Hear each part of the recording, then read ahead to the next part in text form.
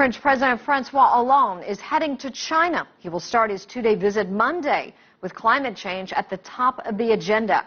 This comes ahead of the key climate conference in Paris, scheduled for the end of the month. CCTV's Kate Parkinson has our story from Paris. Beijing is positioned to play a key role in the fight against climate change. In September, the United States and China pledged their joint commitment to reduce greenhouse gas emissions. The presidents of the world's two top economies and its biggest polluters, teaming up to tackle climate change, sent a powerful message, urging other countries to do the same.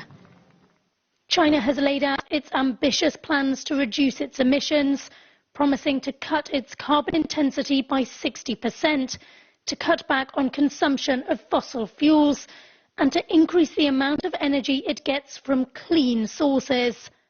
At the end of this month, delegates from around the world will gather here in Paris. The hope is that they can forge a climate accord committing all countries to curbing their emissions, but reaching a deal is not guaranteed. And so while the French President Francois Hollande is in Beijing this week, he will launch a joint appeal with Chinese President Xi Jinping. Together they will call on the world to make the Paris Climate Pact a success. If a universal and durable climate agreement is going to be reached, it's essential that China is on board. If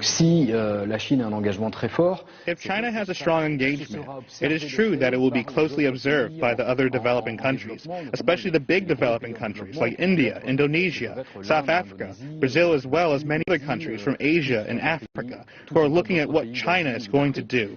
So it's true that China can have a knock-on effect on other countries, and at some point that can have a big impact, a big effect, and it can add weight in Paris during COP21. The world has tried and failed to address the threat of climate change before.